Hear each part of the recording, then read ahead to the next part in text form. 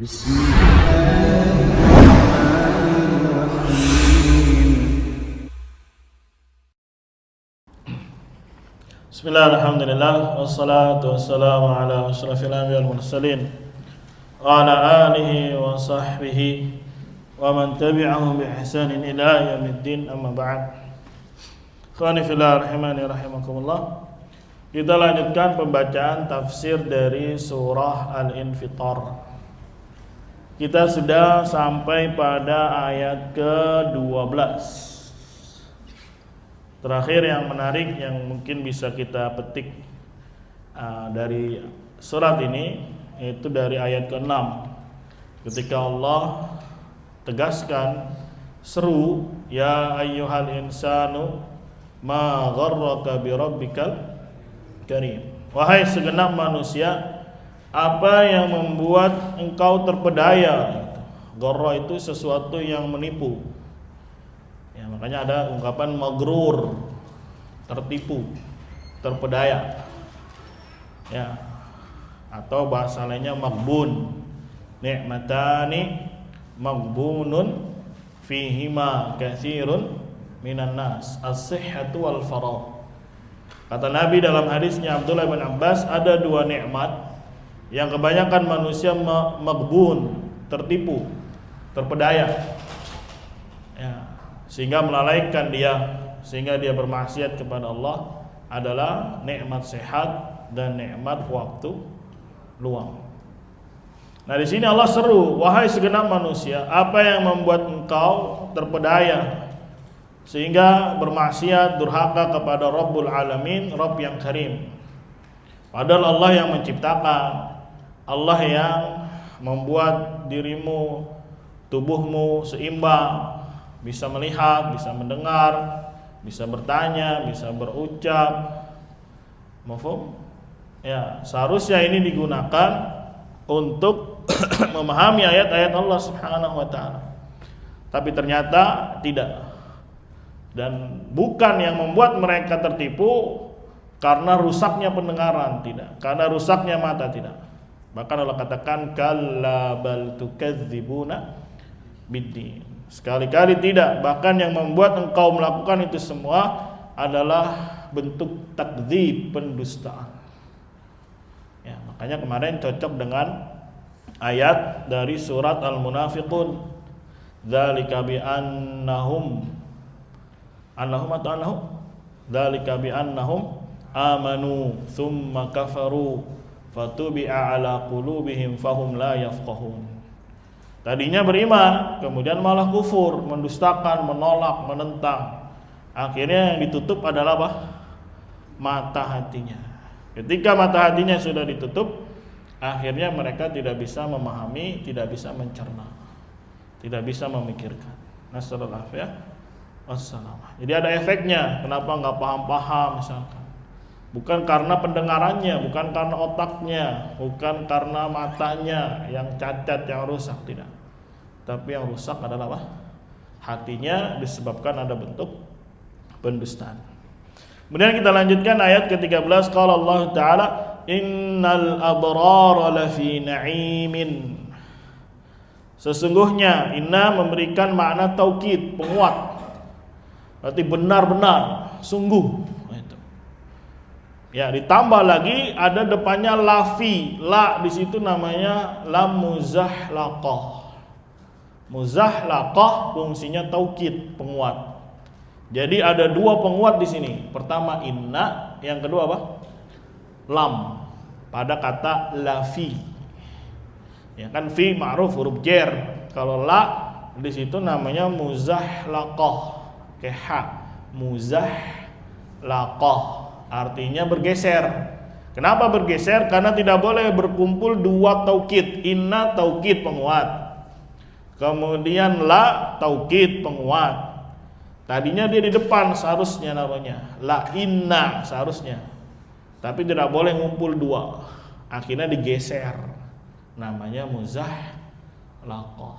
Jadi ada dua fungsi penguat di sini. Ada dua perangkat penguat, inna dan apa? La. Berarti benar-benar sungguh. Wah, gimana tuh bahasa Indonesia? sungguh benar-benar. Jadi diperkuat dua perangkat, inna dan la. Al-abrara, abrar jama dari bir. Bir itu yang baik, yang bagus. Tafsirnya adalah al-mu'minun, orang-orang yang beriman. Al-muttaqun, orang-orang yang bertakwa. Berarti artinya sesungguhnya orang-orang yang abrar, yang beriman, yang bertakwa betul-betul fi na'imin, di dalam kenikmatan. Tafsirnya Darussalam, itu al-jannah. Tafsirnya apa? Darussalam. Semoga Allah jadikan kita termasuknya. Amin ya rabbal alamin. Di sini lihat Allah tegaskan bahwasanya orang yang beriman, orang yang bertakwa, maka betul-betul tempatnya di mana? Di surga. Sebagaimana kemarin juga dalam surat An-Naba, innalil muttaqina mafaza. Sesungguhnya orang-orang yang bertakwa betul-betul mendapatkan kemenangan, betul-betul mendapatkan kesuksesan. Kemudian disebutkan berbagai macam kenikmatan yang ada di dalam surga. Nah, pertanyaannya memang sekarang, bagaimana kita termasuk karakter orang-orang yang disebutkan abror? Ya tadi, ketika kita tahu tafsirnya abror adalah mu'minun, maka realisasikanlah makna iman. Tentunya dengan konsep yang benar, begitu juga aplikasi yang benar. Bukan hanya sekedar teori, tapi rusak dalam masalah apa? Aplikasinya. Dan iman nanti bertingkat-tingkat. Insyaallah taala nanti di kitab tauhid kita bikin di papan ya skemanya, ya bentuk ya derajat iman. Ya, kalau mungkin pendekatan pemahaman itu ibaratnya akreditasi lah. Ya, kalau sekolah kan ada apa? Akreditasi. Ya, ada akreditasi apa aja? A, B, dan apa? C. Nah, kita sudah masuk kira-kira kriteria mana nih? Sudah terakreditasi yang mana? Ya, semuanya ada SOP-nya, biar jelas gitu. Jangan hanya kita disuruh ngaji jadi malaikat gitu dalam tanda kutip, tapi tidak dikasih tahu poin-poinnya di mana saja, tingkatannya apa saja, SOP-nya apa saja. Ya, pokoknya ngaji harus berjubah, harus jenggotan, harus ngatung semuanya. Ya, tapi nggak tahu di mana ya SOP sebenarnya sehingga dia bisa bertahap untuk meningkatkan dirinya. Ya, mungkin yang pertama dulu dari C dulu kalau sekolah itu. Ya, kenapa C? Ya ada yang kurang. Gitu. Ya mungkin sarana prasarananya masih apa? Kurang, gedungnya masih kontrak misalnya. Akhirnya dapatnya apa? C. Itu kan ada semua dijelaskan dalam din Islam, dalam Al-Quran, dalam hadis. Kemudian dikemukakan oleh para ulama bagaimana SOP yang C, yang B, dan yang apa? Yang A. Nah, itu semua masuk kategori apa? Orang-orang yang beriman. Intinya nanti semua ini lafi naim, walaupun bertingkat-tingkat. Ya. Disebutkan dalam beberapa riwayat surga itu 100 derajat. Dan setiap derajatnya, tingginya, besarnya, ya itu seperti antara bumi dengan apa? Langit dunia. Itu satu tingkat. Begitu juga tingkat berikutnya. Yang paling tertinggi adalah surga apa? Firdaus. Makanya para ulama menegaskan bisa jadi orang mendapatkan beberapa surga, beberapa tingkatan tergantung ya bagaimana dia beramal di dunia. Misalkan orang berpuasa, ya sering berpuasa, maka akan ada surga Ar-Rayyan yang akan memanggil, aina shaimun, di mana orang-orang yang berpuasa, kumu, bangkit, kemudian suruh masuk ke surga apa? Rayyan. Mafhum? Misalkan dia seorang wanita, kemudian dia sering berpuasa, dapat surga Rayyan, kemudian suaminya dapat surga yang lain, maka dia bisa juga ikut kepada apa? Suaminya, satu sisi memiliki surga juga di mana? Ar-Rayyan. Ya, intinya al-abrar adalah orang-orang yang beriman dan bagaimana dia harus merealisasikan iman tersebut. Karena balasannya lafi na'imin, betul-betul di dalam naim, kenikmatan. Tafsirnya apa tadi? Surga. Itu Darussalam. Insyaallah taala nanti di hari Ahad ya, kita tauhid, kita bikin skemanya supaya jelas ya apa yang bisa menghancurkannya, apa yang bisa mencorengnya, apa yang bisa mencacatinya, dan bagaimana dia meningkatkan supaya naik derajat dari akreditasi B, akreditasi apa? A. Jadi jelas, tinjauannya jelas. Selama ini ngaji biar terarah gitu. Ya, jangan ngaji yang penting saya sudah cadaran, sudah jubahan, ya, tapi ditanya tauhid nggak ngerti. Ditanya iman nggak ngerti. Bagaimana SOP-nya supaya dia menjadi asal iman nggak tahu. Bagaimana supaya dia menjadi naik kamal iman yang wajib nggak ngerti. Terus bagaimana lagi naik jadi kamal iman yang apa? Mustahab nggak ngerti. Ya, apa itu zalim li nafsi nggak tahu. Apa itu muqtasid, apa itu sabiq bil khair. Nah, kalau dia tahu ngerti SOP kan, ya minimal dia bisa ancang-ancang itu. Ya, paham ya? Ancang-ancang. Ya, aduh, saya mau naik ke sini berat ya. Udahlah sini aja dulu, bertahan dulu. Ya, jangan sampai lepas nih di sini. Nanti mungkin ada kesempatan lain, ya tingkatkan lagi. Kan jelas jadinya SOP-nya. Ya, supaya dia betul-betul merencanakan bagaimana level keimanan dia. Itu maksud dari kita belajar akidah, belajar apa? At-tauhid. Jangan yang penting sudah ikut Ustadz Fulan, ya, udah ikut komunitas ini selesai. Siapa yang jamin? Gak ada yang jamin. Ya, justru seharusnya seorang dai mengarahkan mad'unya supaya jelas arahnya gitu. Kan namanya dai, apa artinya dai? Yang mengajak, sales dia itu. Dalam bahasa kasarnya lah. Apa? Sales. Tukang ngapain sales? Menyampaikan, memberi kabar, berita. Ya, supaya orang tertarik, supaya orang ya mau masuk. Dikasihlah arahan-arahannya, deskripsinya seperti apa, harus ngerti. Ya, jangan suruh beli aja Bu, udah beli, nanya mau udah beli. Ya. Ini barang bagus nih, udah mau beli enggak, mau beli enggak, mau enggak, bebas terserah, kata dia, marah-marah ya, enggak gitu konsepnya. Harus jelas terarah supaya sekali lagi kita punya ya pedoman, punya maklumat bagaimana supaya dia bisa meningkatkan apa? Level keimanannya. Itu pendekatan pemahamannya seperti orang apa? Akreditasi. Tahu akreditasi? Apa raga? Hah? Nilai sekolah boleh ya. Akreditasi itu kayak nilai untuk sebuah lembaga. Ketika dia mengadakan kegiatan, ya kalau nilainya A, berarti lengkap tuh semuanya tuh. Ada 8 poin kalau di akreditasi tuh. Ada kurikulum, ya administrasi, pembiayaan, pokoknya macam-macam. Sarana prasarana. Nanti dimasukin checklist. Kalau semua checklist, wah nilainya apa? A. Ya, gede dapat duitnya nanti.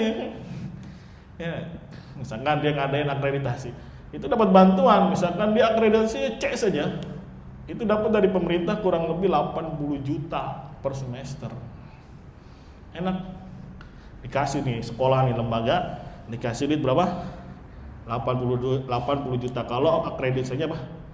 C. Coba kira-kira kalau B, kalau A, kan akan berbeda nilai apanya? Value-nya. Maka begitu juga dalam konsep sebuah keimanan. Kemudian qala Allah Ta'ala wa innal fujjara lafi jahim, dan sesungguhnya orang-orang fujjar. Apa fujjar? Yang bermaksiat, ya tafsirnya orang-orang kufar, orang-orang munafik, ya orang-orang munafiqun. Lafi jahim. Sekali lagi ada dua taukid, inna dan apa? La apa tadi namanya? Muzahlaqah. Ya, bermakna taukid, berarti ada dua penguat. Jadi betul-betul orang-orang fujar, orang-orang kufar, orang-orang munafik. Ya, begitu juga kalau kita belajar tauhid yang benar, kita akan tahu karakter munafik itu apa gitu. Jadi nggak ngambang-ngambang siapa itu orang-orang munafik. Ya ada cirinya, kelihatan. Mafhum? Ya, ada karakternya. Bukan sembarangan, nggak jelas, awang-awang, abu-abu, tidak. Sebagaimana karakternya mukmin jelas, karakternya orang-orang kufar jelas, karakternya orang-orang musyrik jelas, karakternya orang-orang munafik juga apa? Jelas, karakternya orang-orang ashabul kabair, pelaku dosa besar jelas.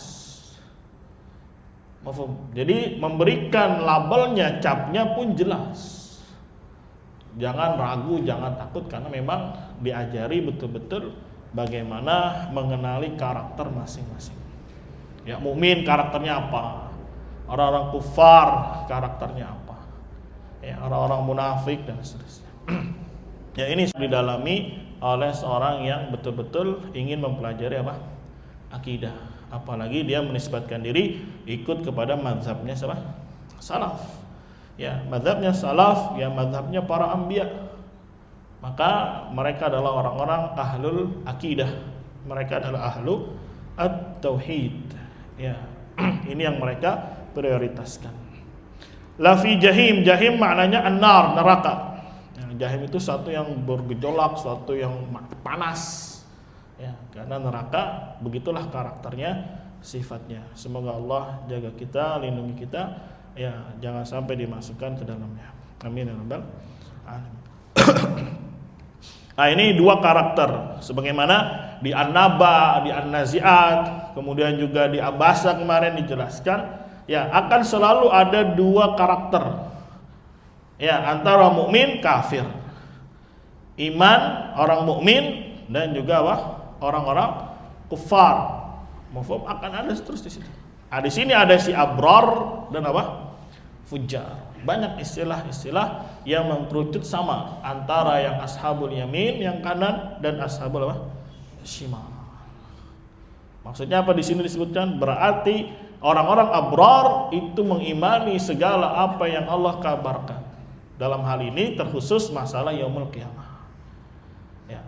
Maka perkara lainnya juga yang Allah kabarkan dia imani. Adapun orang-orang yang mengingkari yaumul qiyamah maka masuk kategori apa? Fujar. Masuk kategori apa? Fujar, orang-orang apa? Kufar. Yaslaunaha yaumiddin. Nah, sekarang Allah ingin menjelaskan lebih fokus ke orang-orang fujar. Yaslaunaha, yaslauna artinya masuk dari kata sala. Yaslu. Yasla apa? Sala yasla. Ya, sala yasla temannya ro'a yar'a. Sala yasla artinya apa? Masuk. Pelakunya siapa? Fujar. Ha kembali ke jahim, dihukumi muannats, perempuan. Mereka akan memasuki jahim yaumaddin, hari ad-din. Din di sini artinya al-jaza, hari pembalasan. Artinya yaumal qiyamah. Sebagaimana surat yang sering kita baca dalam salat, Maliki yaumiddin. Bukan artinya hari agama, tidak. Tapi artinya apa? Hari pembalasan. Ya, ini kalau dalam bahasa Indonesia namanya homofon. Sama bunyinya, sama tulisannya, tapi artinya beda. Contohnya bisa. Yang satu bermakna apa? Mampu. Ya, bisa, memiliki kekuatan, mampu. Satu lagi bermakna apa? Racun. Racun dari ular, serangga, itu juga disebut apa? Bisa. Itu dalam Indonesia disebut homofon. Homo itu sama. Ya, makanya yang melakukan itu disebut dengan apa? Homoseks. Itu berarti sama, sejenis. Fon itu bunyi, jadi sama bunyinya. Ya, ad-din bisa bermakna apa? Agama. Ya, di sini bermakna apa?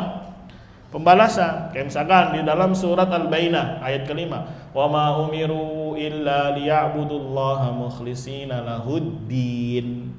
Din di sini apa? Agama, amal soleh. Adapun yang sering kita baca Maliki yaumiddin, ya raja yang menguasai hari apa? Pembalasan. Jadi mereka orang-orang fujar akan memasuki neraka kapan waktunya? Yaumiddin, itu hari pembalasan. Ya, setelah melalui proses adanya mahsyar, kemudian adanya syafaat uzma, kemudian ada mizan, ada hisab, ada haud, ya ada sirat dan seterusnya sampai berakhir di mana? Yaumiddin, atau hari pembalasan, maksudnya masuk neraka di sini. Dan masuk neraka atau surga itu selama-lamanya, tidak ada ujungnya. Ya, kalau kemarin ada yang bingung belajar Allah Subhanahu wa taala awal, tidak memiliki bidayah, berarti memang Allah pertama, tidak ada yang datang sebelumnya. Allah yang pertama, tapi yang pertamanya ini jangan ditetapkan adanya waktu awalnya. Ya, misalkan anak lahir tahun sekian, misalkan tahun 2000. Berarti sebelum tahun 2000 anak ada enggak? Enggak ada. Tapi ditetapkan dari 2000 gitu. Maka Allah awal, tapi tidak ada ya bidayahnya, terus ke belakang panjang. Begitu juga nanti ke depannya, Allah akhir namanya. Berarti apa? Tidak ada ya sesuatu pun setelah Allah SWT. Dan tidak boleh ditetapkan nihayahnya, ujungnya. Karena kalau ada ujungnya berarti selesai, habis. Tapi tak terhingga panjang selama-lamanya, ya dia tidak akan pernah musnah, tidak akan pernah fana, tidak akan pernah ya hilang. Makanya ke belakang tak terhingga, ke depan juga tak terhingga. Begitu juga orang masuk surga dan masuk neraka, itu tidak ada waktu nihayahnya. Waktu akhirnya nggak ada. Waktu nihayah itu apa sih? Injury time-nya nggak ada. Kalau main bola berapa menit? 45. Itu namanya waktu nihayah. Waktu ujung. Punya bidayah dia, punya. Misalkan pertandingan mulai jam 8. Nah, itu waktu awal. Berarti sebelum jam 8 dia ada atau tidak? Tidak ada. Dan Allah awal tidak boleh kita katakan tahun sekian, ya atau di masa sekian, nggak boleh. Ya makanya dikatakan tidak memiliki bidayah. Begitu juga Allah akhir tidak memiliki nihayah. Berbeda dengan makhluk, ada bidayahnya, ada apanya?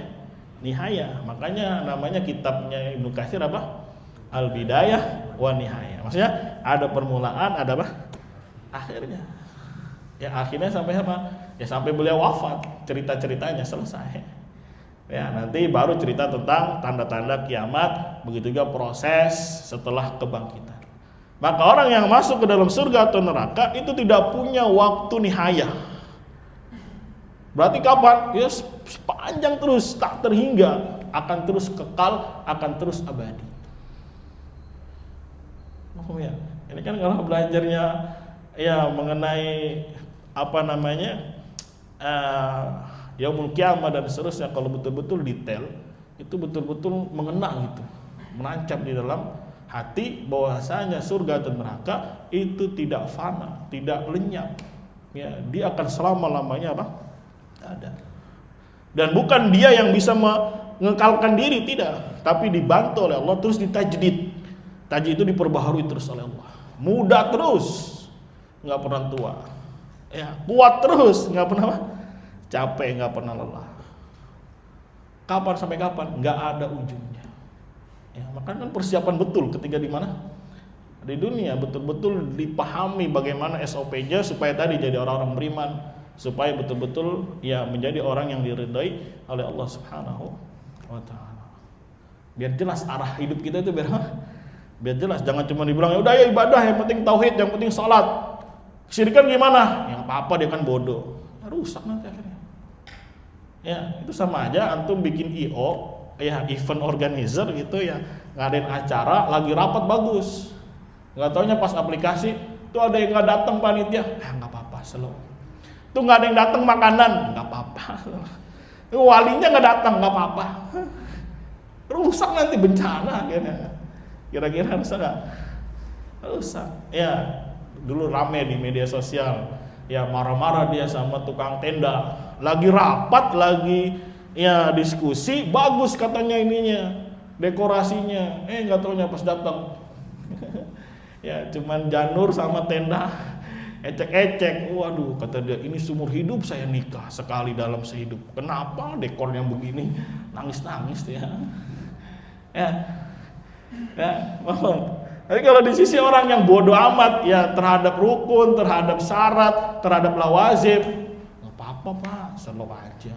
Hidup begitu-gitu amat sih. Ya, jangan kaku-kaku. Nggak begitu konsepnya. Rusak akhirnya. Gini mah. Rusak, berantakan. Ya makanya nggak pernah akur, pecah terus. Nah, itu salah satunya tuh alasannya. Amin. Lagi ceramah mah bagus.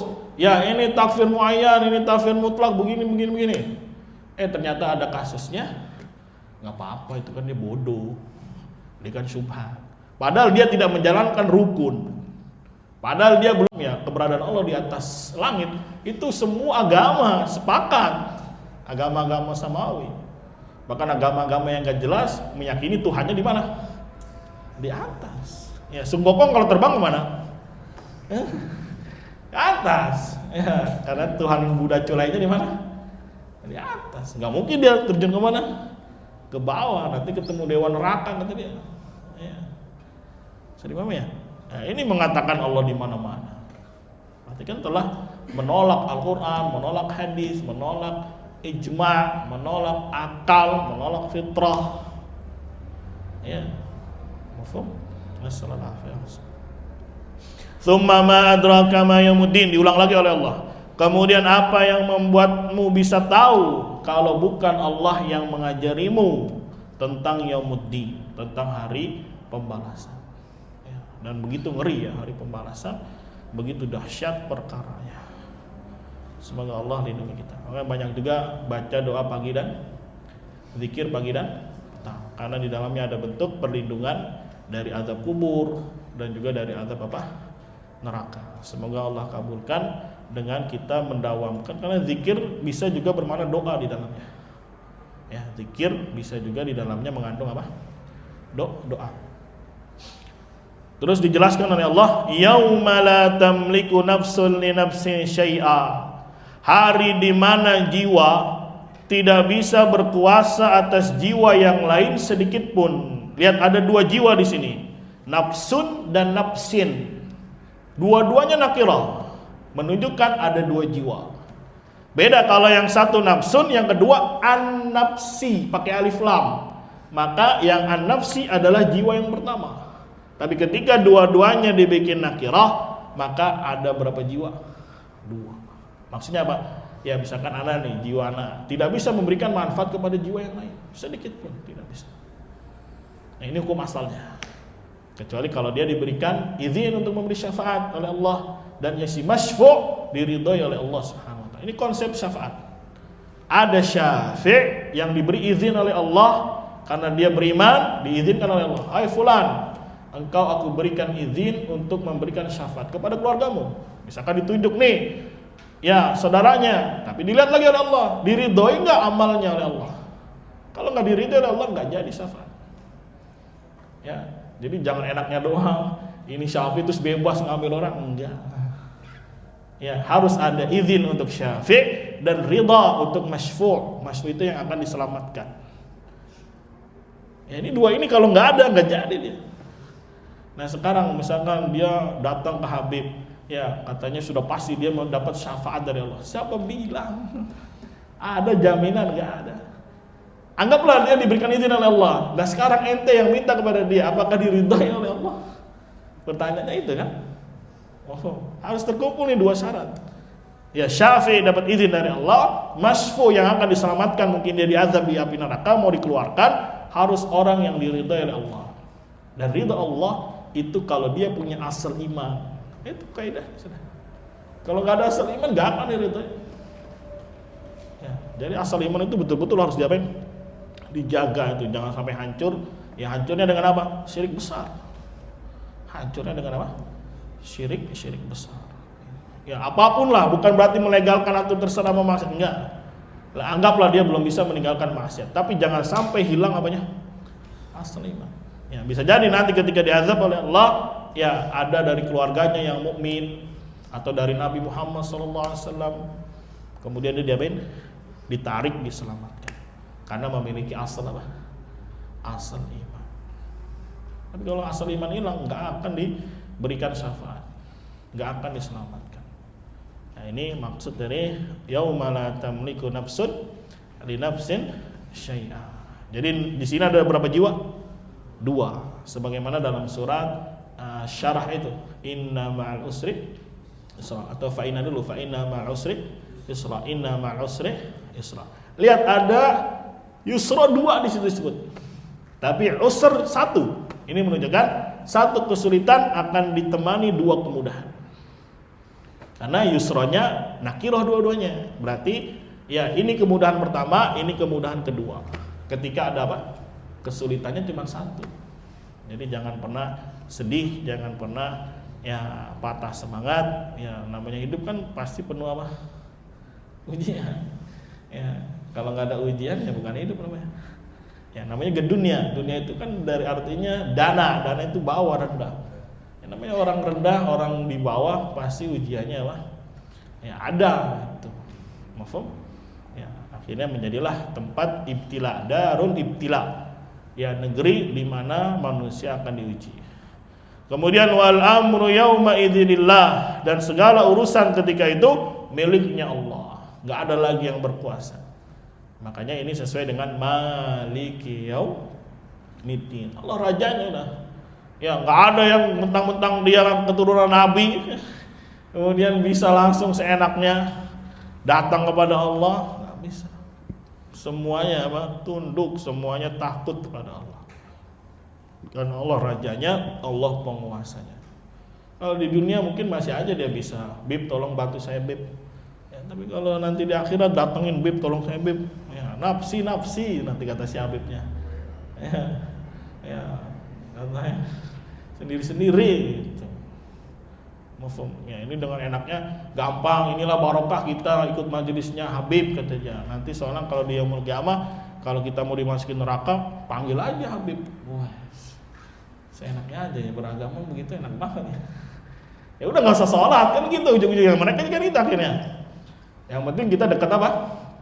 Sama Habib gitu. Yang penting dekat kemarin sama Gufron, walaupun sudah jadwalnya mati, ya pengen ditarik nyawanya oleh malaikat, malah dia bilang apa? Gufron, malaikatnya jadi takut katanya. Kan luar biasa ya. Katanya MUI mau sidak dia, nggak tahu nih, lihat nih. Ya sinetronnya ini kayak apa nih? Ya, si Colis apa namanya? Nah, itu yang dari MUI itu. Ya, kita akan bina kata dia, kita akan arahkan. Ya tinggal tinggal ditonton aja sinetronnya. Nih kan banyak sinetron ya. Ya insyaallah. Nah, itu beberapa tafsiran yang bisa kita baca dari ayat keberapa? 13 sampai 19. Intinya betul-betul pahami setiap karakter gitu. Abror, fujar, ya orang-orang mukmin, orang-orang kafir, orang-orang munafik. Afum? Ya, dan turunan-turunannya supaya kita punya SOP yang jelas gitu. Ya, jangan cuma disuruh ngaji yang penting ya sudah jubahan tapi nggak ngerti masalah apa? Tauhid. Ya. Wassalamualaikum. Ya, mulai perbaiki gitu, mulai evaluasi, mulai koreksi masing-masing, nanti sudah sampai di level mana kita gitu. Jelas semuanya ada timbangannya.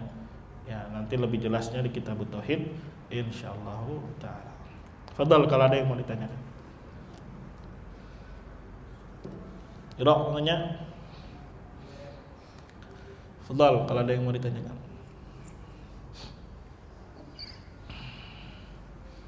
Cukup? Kalau gitu kita akhiri. Subhanakallahumma wa bihamdika asyhadu an la ilaha illa anta astaghfiruka wa atubu ilaik. Assalamualaikum warahmatullahi wabarakatuh.